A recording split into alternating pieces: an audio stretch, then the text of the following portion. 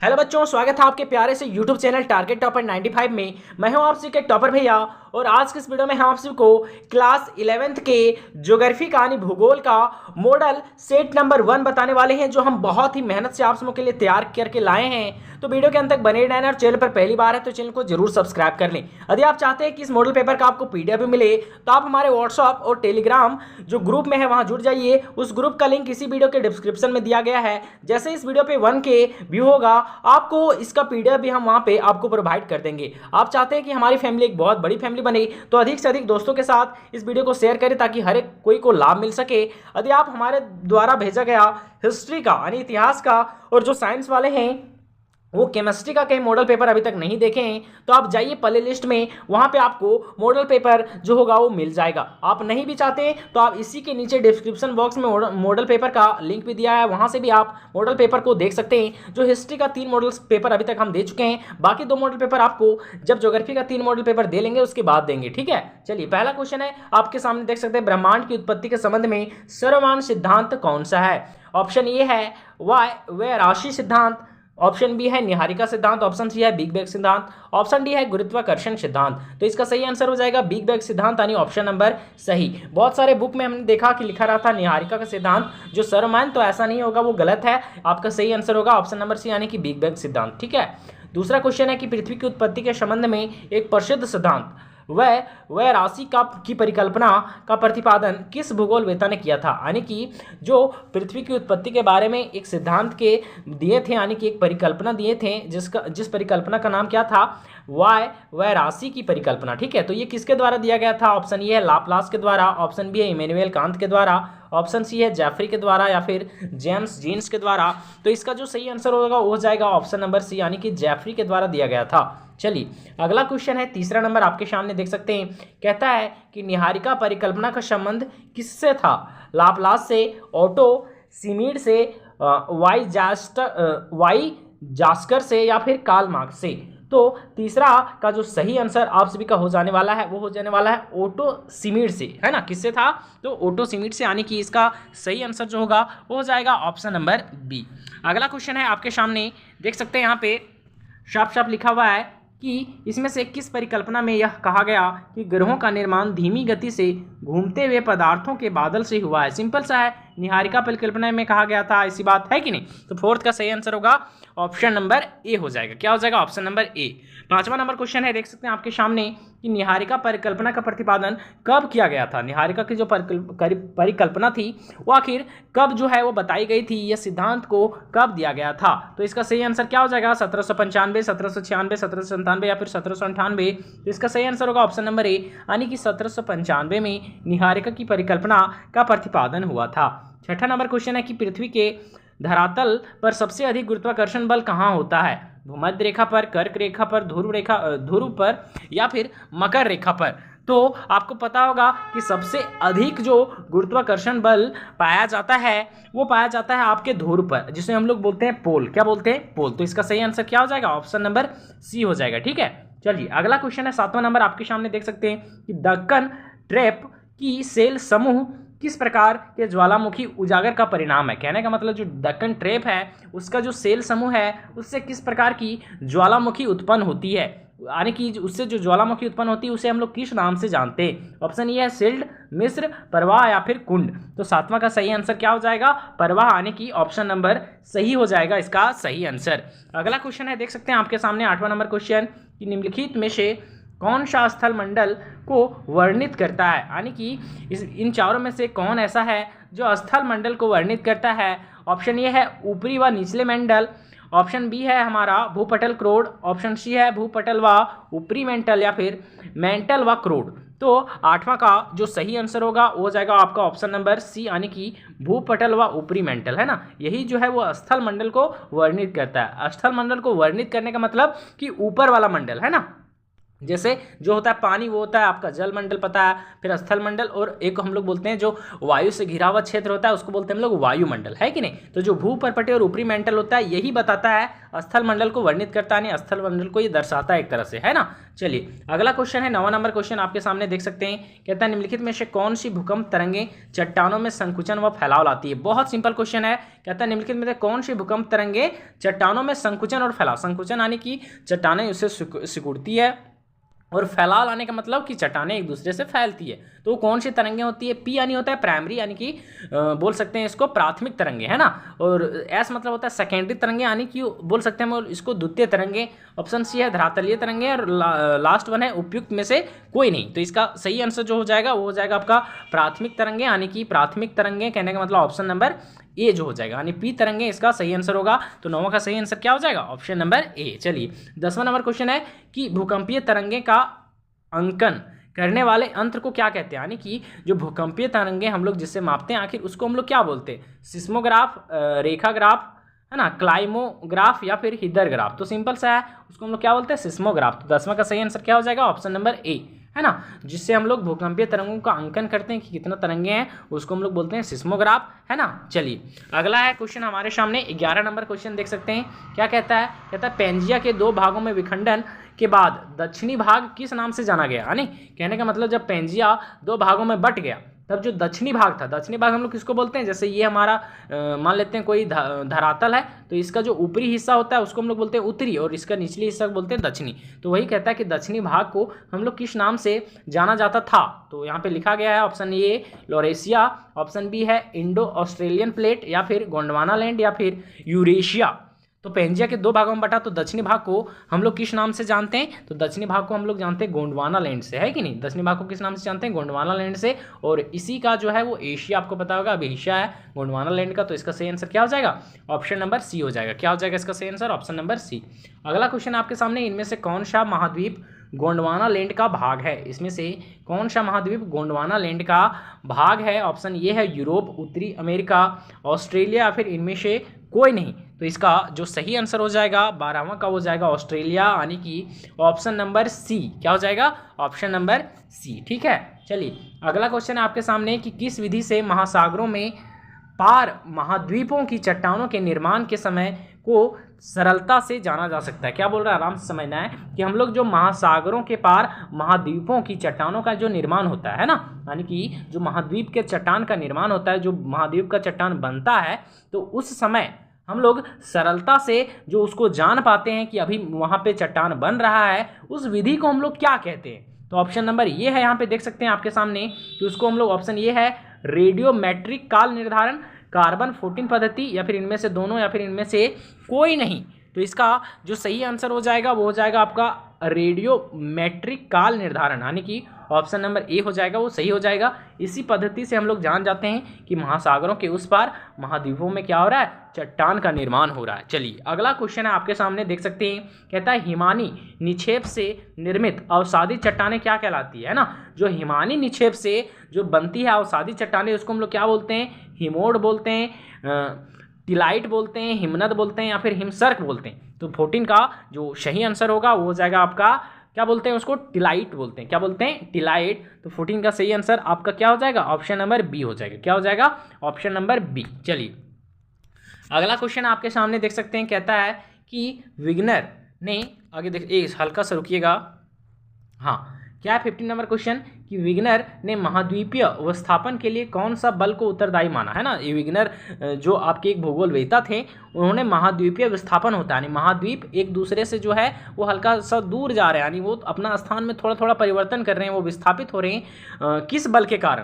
पहला ऑप्शन ये है पोलर फ्लिंग बल, ऑप्शन बी है ज्वारीय बल, इनमें से दोनों, या फिर इनमें से कोई नहीं। तो इसका सही आंसर होगा इनमें से दोनों, यानी कि ज्वारीय बल और पोलर फ्लिंग बल दोनों काम कर रहा है ना। इसी के कारण क्या हो रहा है, महाद्वीपीय विस्थापन हो रहा है। चलिए अगला क्वेश्चन आपके सामने कि सेलों का टूटकर अपने स्थान पर पड़े रहना क्या कहलाता है ना।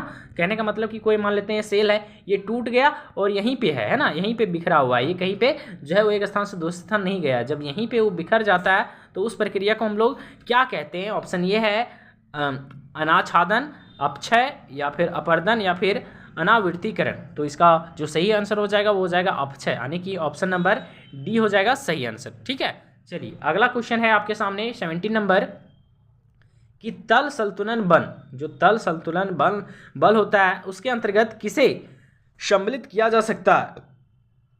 ऑप्शन ये है अंतर जनित बल को, बाह्य जनित बल को, उपयुक्त दोनों, या फिर इनमें से कोई नहीं, है ना। हम लोग किस बल को तल संतुलन बल बोलेंगे इन चारों में से, तो इसका सही आंसर होगा बहिर्जनित बल, है ना। हम लोग बहिर्जनित बल को क्या बोल सकते हैं, तल संतुलन बल। चलिए अगला क्वेश्चन है आपके सामने 18 नंबर क्वेश्चन। क्या कहता है देख सकते हैं यहाँ पे, कहता है कि किस प्रकार की जलवायुवीय दशाओं में अपर्दन अत्यधिक तीव्र गति से होता है ना। आपको अपर्दन पता होगा, अपर्दन होता है कि एक स्थान से किसी भी, यानी कि एक बोल सकते हैं कि भूमि के टुकड़े को एक स्थान से दूसरे स्थान तक जो है वो कट के बह जाना क्या कहलाता है, अपर्दन, है ना। और जब ये मिट्टी का अपर्दन, मिट्टी एक जगह से दूसरे जगह जाती है तो इसको बोलते हैं मृदा अपर्दन, है ना। तो वही यहाँ पे पूछ रहा है कि बताइए कि जो जलवायुवीय दशाओं में अपर्दन सर्वाधिक आखिर गति से कब होता है ना। गर्म और आर्द्र के दिनों में, ठंडी व शुष्क दिनों में, गर्म और शुष्क दिनों में, या फिर ठंडे और आर्द्र दिनों में। तो सबसे ज़्यादा अपर्दन जो देखने को मिलता है आपको पता होगा कि गर्मी के दिनों में और आर्द्र के दिनों में। कब होगा, गर्म और आर्द्र के दिनों में। इन दिनों में क्या होता है, सबसे ज़्यादा अपर्दन होता है कि नहीं। चलिए अगला क्वेश्चन आपके सामने देख सकते हैं कि धरातल पर अपर्दन के माध्यम से उच्चावच और मध्य अंतर के कम होने को क्या कहते हैं। तल संतुलन, वृहद क्षरण, अपर्दन, या फिर अपक्षय। तो इसका जो सही आंसर हो जाएगा वो हो जाएगा क्या, आपका तल संतुलन, है ना। जैसे धरातल पर अपर्दन हुआ तो अपर्दन होगा तो जाहिर सी बात है, जैसे एक स्थान से दूसरे जगह यहाँ पे चला गया मिट्टी तो यहाँ पे उबड़ खाबड़ हो जाएगा, है कि नहीं। और बगल जगह से तो अंतर दिखेगा ही, तो उस चीज़ को हम लोग किस नाम से जानते हैं, तल संतुलन के नाम से। चलिए अगला क्वेश्चन आपके सामने कि स्थल रूपों को प्रभावित करने वाले बहिर्जनित बल के अंतर्गत किसे सम्मिलित नहीं करते हैं, है ना। कहने का मतलब कि जो स्थल रूप है ना उसको प्रभावित करने वाले बहिर्जनित बल के अंतर्गत हम लोग इन चारों में से किसको नहीं सम्मिलित करेंगे, जल, वायु, हिम, या फिर भूकंप। तो इसका सही आंसर क्या हो जाएगा, भूकंप, है ना। हम लोग भूकंप को बहिर्जनित बल के अंतर्गत हम लोग नहीं रखेंगे, ठीक। हाँ, जल को रख सकते हैं, वायु, हिम वगैरह को रख सकते हैं, ठीक है। चलिए अगला क्वेश्चन आपके सामने, निम्न में से जीवाश्म ईंधन कौन है। जीवाश्म ईंधन कहने का मतलब कि जो जीवों से मिलकर बना है, मतलब जीवों से मिलकर बना है नहीं, जीवों के जलने से मिलकर बना है, यानी जीवों के जलने से जो हमको मिलता है उसी को बोलते हैं हम लोग जीवाश्म ईंधन, है ना। तो यहाँ पे ऑप्शन ये है कोयला, जल ऊर्जा, सौर ऊर्जा, पवन ऊर्जा। सिंपल है, कोयला को हम लोग क्या बोलते हैं, जीवाश्म ईंधन बोलते हैं कि ना। क्यों बोलते हैं, क्योंकि आपको पता होगा कि अभी से हजारों लाखों साल पहले जो पेड़ पौधे थे, जीव जंतु थे, ये सब क्या हो गए कि पृथ्वी के भीतर दब गए, है ना। और दब गए तो समय के साथ साथ इसको तापमान मिला, प्रेशर मिला, यानी कि इस पर दाब मिला, तब ये क्या हो गए, तो जीवाश्म ईंधन में बदल गए, है कि नहीं। चलिए तो इसका सही आंसर होगा ऑप्शन नंबर यानी कि कोयला। 22वां नंबर है कि वायुमंडल की सबसे ऊपरी परत कौन सी होती है। सिंपल है यार, ऑप्शन ये है क्या, हमारा बहिर्मंडल, मध्यमंडल, अयनमंडल, या फिर समताप मंडल। तो बताइए वायुमंडल की सबसे जो ऊपरी परत होती है, सबसे ऊपरी परत, उसको हम लोग किस नाम से जानते हैं। सिंपल है, सबसे ऊपरी परत जो होता है उसको हम लोग किस नाम से जानते हैं, बहिर्मंडल के नाम से, अयन मंडल के नाम से, या फिर समताप मंडल के नाम से। तो वायुमंडल की जो सबसे ऊपरी परत, ऊपरी परत कहने का मतलब क्या है, तो हम लोग वायुमंडल की सबसे ऊपरी परत को हम लोग बहिर्मंडल बोलते हैं। क्या बोलते हैं, बहिर्मंडल या फिर बाह्य मंडल, है कि नहीं। तो इसका सही आंसर हो जाएगा हमारा ऑप्शन नंबर ए हो जाएगा। क्या हो जाएगा, 22 नंबर का जो सही आंसर होगा वो हो जाएगा ऑप्शन नंबर ए। क्योंकि आपको पता होगा कि सबसे होता है 5 मंडल होता है मेन, 1 2 3 4 5 मंडल होता है। बीच को हम लोग बोलते हैं मध्य मंडल, फिर होता है अयन मंडल, फिर होता है समताप मंडल, है ना। इस तरह से होता है। तो कुल मिला के जो सबसे ऊपरी होता है उसको हम लोग बोलते हैं बहिर्मंडल। क्या बोलते हैं उसको, बहिर्मंडल, ठीक है। तो इसका सही आंसर क्या हो जाएगा, आपका ऑप्शन नंबर ये हो जाएगा, ठीक है। 23 नंबर क्वेश्चन है कि वायुमंडल की अल्पकालीन दशाओं को क्या कहा जाता है ना। वायुमंडल की जो अल्पकालीन दशाएं होती है उसको हम लोग क्या बोलते हैं, पर्यावरण बोलते हैं, मौसम, जलवायु, या फिर इनमें से सभी बोलते हैं। तो इसका जो सही आंसर हो जाएगा 23 नंबर का, वो आपका क्या हो जाएगा, तो उसका हो जाएगा नाम जलवायु, यानी कि ऑप्शन नंबर सी। कहने का मतलब समझिए कि वायुमंडल की अल्पकालीन दशा, अल्पकालीन कहने का मतलब जो कुछ समय के लिए, है ना। जैसे कि कुछ समय के लिए जो दशाएं होती है, कुछ समय कहने का मतलब मतलब कि मान लेते हैं 1 हफ्ता 10 दिन, है ना, जो कम समय के लिए। तो कम समय के लिए जो दशाएं होती है वायुमंडल की, उसको हम लोग जलवायु के नाम से जानते हैं। और बोला जाएगा कि क्षणिक दशा, जैसे कि अभी 5 मिनट पहले कुछ है तो 10 मिनट पहले बाद कुछ हो जाएगा, है ना, दशा बदल जाएगा, तो उसको हम लोग मौसम बोलते हैं कि नहीं। लेकिन यहाँ बोला अल्पकालीन, यानी कि कहने का मतलब अल्पकालीन मतलब कुछ समय, जैसे 15 दिन 20 दिन, तो इस तरह की जो दशाएं होती है ना, उसको हम लोग बोलते हैं जलवायु। क्या बोलते हैं? जलवायु। तो इसका सही आंसर क्या हो जाएगा? ऑप्शन नंबर सी हो जाएगा। ठीक है, चलिए अगला क्वेश्चन आपके सामने देख सकते हैं 24 नंबर क्वेश्चन कि क्षोभ सीमा किन 2 परतों को अलग करती है ना। क्षोभ सीमा कहने का मतलब क्षोभ मंडल, जो क्षोभ मंडल होता है वो किन 2 परतों को अलग करती है? समताप मंडल और मध्य मंडल को, क्षोभ मंडल एवं समताप मंडल को, और समताप मंडल एवं मध्य मंडल को, या फिर मध्य मंडल एवं अयन मंडल को। ये किसको किसको अलग करती है? तो इसका सही आंसर बताइए क्या हो जाएगा? तो इसका सही आंसर जो हो जाएगा वो हो जाएगा क्षोभ मंडल एवं समताप मंडल को, है ना। जो क्षोभ सीमा होता है, क्षोभ सीमा नहीं, क्षोभ मंडल यहाँ है, तो यहाँ पे इसका जो ऊपरी हिस्सा होता है ना, इसी को बोला जाता है क्षोभ सीमा। तो क्षोभ सीमा जाहिर सी बात है ये क्षोभ मंडल को अलग करेगा, और क्षोभ मंडल के ऊपर पाया जाता है समताप मंडल, है ना। तो इसका जो सही आंसर हो जाएगा वो आपका क्या हो जाएगा? Option number B. समझ में आ रहा है क्या बोलना चाह रहे हैं? सो चलिए अगला क्वेश्चन आपके सामने कि मौसम की औसत दशाओं को क्या कहते हैं, है ना। मौसम की जो औसत दशाएं होती है उसको हम लोग किस नाम से जानते हैं? यानी मौसम का ही एक दूसरा नाम बोल सकते हैं इसको, तो उसको हम लोग किस नाम से जानते हैं? तो सिंपल उसको हम लोग बोलते हैं मौसम ही बोलते हैं ना। मौसम की औसत दशाएं क्या कहलाती है? तो मौसम ही कहलाती है। हाँ, जलवायु वातावरण वगैरह नहीं होगा, इनमें से सभी ये भी नहीं होगा। क्या हो जाएगा आपका 25 का सही आंसर? ऑप्शन नंबर सी हो जाएगा। क्या हो जाएगा आपका 25 का सही आंसर? Option number C. ठीक है, अगला क्वेश्चन है कि निम्नलिखित में से कौन सी गैस के आयतन में लगातार वृद्धि हो रही है? ऑक्सीजन, कार्बन डाइऑक्साइड, ओजोन या फिर नाइट्रोजन। तो इसका सही आंसर हो जाएगा ऑप्शन नंबर डी, यानी कि नाइट्रोजन। नाइट्रोजन एक ऐसी गैस है जिसका आयतन निरंतर बढ़ता जा रहा है कि नहीं। चलिए 27 नंबर क्वेश्चन आपके सामने यहाँ पे देख सकते हैं कि सौर विकिरण का पृथ्वी की सतह तक पहुँचने से पहले ही अंतरिक्ष में परावर्तन हो जाने की प्रक्रिया को क्या कहते हैं ना। जैसे कहने का मतलब सूरज से बहुत सारी विकिरण निकलती है, तो वो धरती पर पहुंचने से पहले ही, धरती पर की सतह पर पहुंचने से पहले ही अंतरिक्ष में ही क्या हो जाती है? वो फैल जाती है, परावर्तित हो जाती है। तो उस चीज़ को हम लोग किस नाम से जानते हैं? एल्बिडो, है ना, सूर्यताप, या फिर पार्थिव विकिरण, या फिर इनमें से कोई नहीं। तो इसका तो आपको पढ़ के ही समझ में आ रहा होगा। इसको हम लोग किस नाम से जानते हैं? इसको हम लोग बोलते हैं एल्बिडो। क्या बोलते हैं इसको हम लोग? एल्बिडो। यानी 27 का सही आंसर क्या होगा? ऑप्शन नंबर ए हो जाएगा। ठीक है, अगला क्वेश्चन है आपके सामने कि पृथ्वी के धरातल तथा वायुमंडल से अंतरिक्ष में वापस लौटने वाली पार्थिव विकिरण का इकाई कितना है ना। यानी कि जो पार्थिव विकिरण होती है उसका इकाई कितना है? तो ऑप्शन ये है कि 35 इकाई, यानी 35 यूनिट, 65 इकाई, 100 इकाई, या फिर 19 इकाई। तो इसका सही आंसर क्या हो जाएगा? 65 इकाई, यानी ऑप्शन नंबर बी हो जाएगा। क्या हो जाएगा? ऑप्शन नंबर बी हो जाएगा। ठीक है, चलिए अगला क्वेश्चन आपके सामने देख सकते हैं यहाँ पे 29 नंबर क्वेश्चन की प्रथम 35 इकाइयों को छोड़कर बाकी 65 जो इकाई होती है उसमें से पृथ्वी के धरातल द्वारा कितनी इकाइयाँ अवशोषित की जाती है? 35, 51, 17 या फिर 48।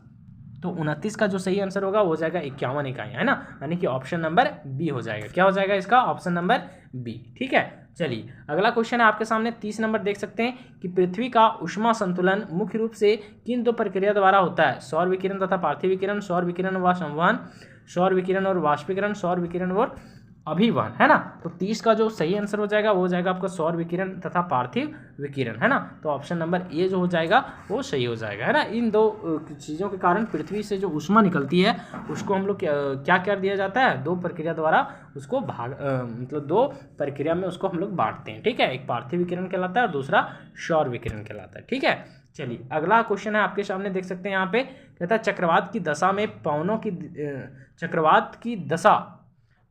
की दिशा उत्तरी गोलार्ध में कैसे होती है?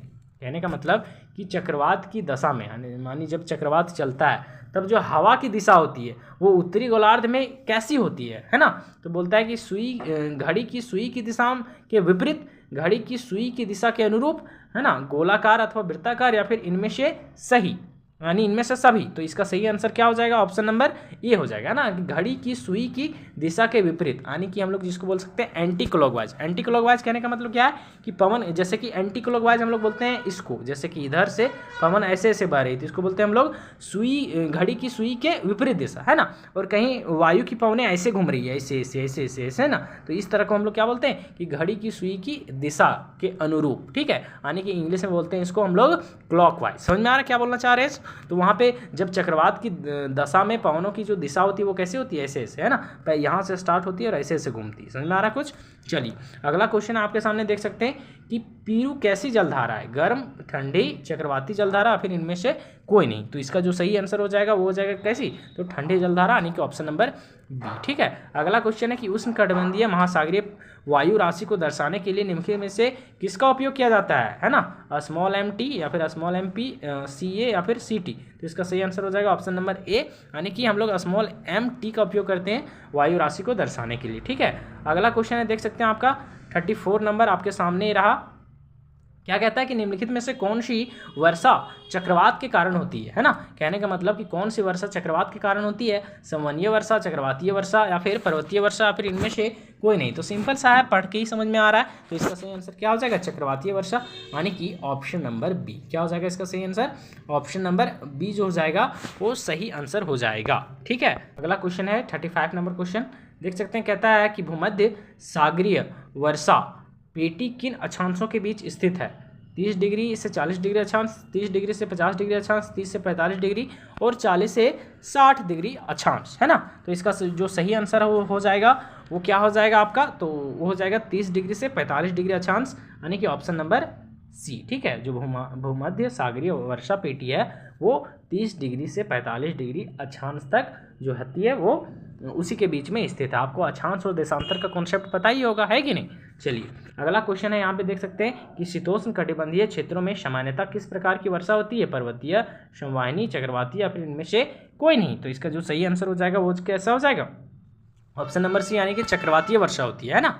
चलिए अगला क्वेश्चन आपके सामने कि वायुमंडलीय आर्द्रता का मापन किस यंत्र द्वारा होता है, हाइग्रोमीटर, हाइड्रोमीटर, ऑक्सीमीटर या फिर बैरोमीटर। सिंपल है कि जो आर्द्रता होती है, यानी जैसे हम लोग ह्यूमिडिटी बोलते हैं ना, तो आर्द्रता को हम लोग किससे मापते हैं, तो आर्द्रता को मापते हैं हम लोग हाइग्रोमीटर से। किससे मापते हैं हम लोग, हाइग्रोमीटर से, यानी इसका सही आंसर होगा ऑप्शन नंबर ए।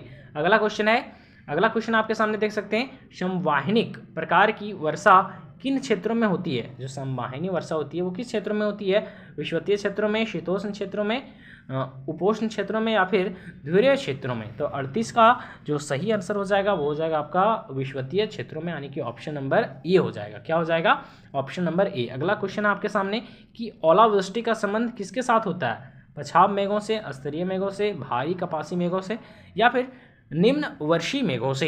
तो इसका जो सही आंसर हो जाएगा वो हो जाएगा आपका भारी कपासी मेघों से, यानी कि ऑप्शन नंबर सी जो हो जाएगा वो इसका सही हो जाएगा। अगला है कि संतृप्त वायु किस दशा में संतृप्त नहीं रहेगी, है ना। तो इसका थोड़ा ऑप्शन कट गया है। ठीक है, तो ये हो गया आपका प्यारा सा मॉडल सेट, है ना। यदि आपको ये मॉडल सेट प्यारा लगा होगा, यदि आप चाहते हैं कि इसी तरह का 5 मॉडल सेट हम तक पहुंचे जो बहुत ही टॉपर के द्वारा बना हो, ये जो मॉडल सेट है आपका वो हम बहुत ही एनालिसिस करके आपके लिए तैयार किए हैं। ये प्रीवियस ईयर मॉडल सेट से हम कुछ क्वेश्चन उठाए हैं, कुछ क्वेश्चन को हम खुद से किताब से उठाए हैं, बहुत सारे क्वेश्चंस को इधर उधर से करके यानी कि खोज के लाए हैं, कुछ क्वेश्चन को हम लोग PYQ से यानी 2023, 22, 21 में जो एग्जाम हुआ था, 24 में एग्जाम हुआ था, उससे हम लेकर आए हैं। तो आपको ये कैसा लगा कमेंट में जरूर बताएं और आगे का मॉडल सेट इंतजार कीजिए। आपको पता होगा 6:30 बजे हमारा मॉडल सेट डेली अपलोड होता है। आज के लिए इतना ही, मिलते हैं नए मॉडल सेट में।